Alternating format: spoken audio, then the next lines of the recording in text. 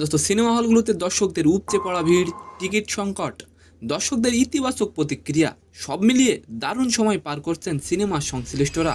দোস্ত ঈদের সিনেমাগুলোর আয় জানার জন্য আগ্রহ তৈরি হয়েছে দর্শকদের। তাহলে পঞ্চম দিনে কোন সিনেমা কত টাকা আয় করলো? অন্যদিকে আলোচিত নায়িকা পরিমণির বিরুদ্ধে গৃহকর্মী নির্যাতনের অভিযোগ উঠেছে। দোস্ত গৃহকর্মীকে পরিমণি বলেন, তোকে মারধর করলে আমাকে কেউ কিছু করতে পারবে না।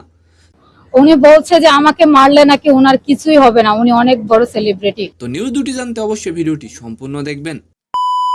দোস্ত যেহেতু বাংলাদেশে বক্স অফিস কালেকশন রেকর্ড নেই, সেই হিসেবে কোন সিনেমা কত টাকা ইনকাম করলো জানার সুযোগ খুব একটা নেই। দোস্ত চতুর্থ দিনের তুলনায় পঞ্চম দিনে বরবাদ সিনেমার গ্রস কালেকশন কিছুটা কমেছে। বরবাদ সিনেমাটি পঞ্চম দিনে মাল্টিপ্লেক্সের 50টি শো থেকে আয় করেছে 55,40,000 টাকা। দোস্ত পঞ্চম দিনে মাল্টিপ্লেক্স থেকে বরবাদ সর্বমোট ইনকাম করেছে 2,50,00,000 টাকা। দোস্ত এবার ঈদের সেরা সিনেমা হবে কোনটি আপনি অবশ্যই কমেন্ট করে যাবেন। দোস্ত আয়ের দিক দিয়ে দাগি রয়েছে দ্বিতীয় নম্বরে। প্রতিদিন মাল্টিপ্লেক্সে দাগির আয়ের পরিমাণ বাড়ছে। পঞ্চম দিনে সিনেমাটি ইনকাম করেছে 32 লক্ষ টাকা। মাল্টিপ্লেক্স থেকে পঞ্চম দিনে সিনেমাটির মোট ইনকাম 1,28,00,000 টাকা। দোস্ত আর এবার আলোচনা করবো পরিমণিকে নিয়ে। গৃহকর্মী নির্যাতনের অভিযোগ উঠেছে পরিমণির বিরুদ্ধে। অবশেষে প্রকাশ্যে মুখ খুললেন সেই গৃহকর্মী।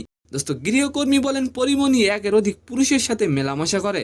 দোস্ত তিনি আরো বলেন তাকে মারধর করলেও নাকি পরিমণিকে কেউ কিছু করতে পারবে না।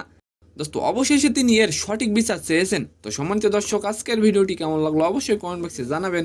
আর ভিডিওটি যদি ভালো লাগে অবশ্যই একটি লাইক দিয়ে আমাদের চ্যানেলটিকে সাবস্ক্রাইব করে দিবেন। ধন্যবাদ।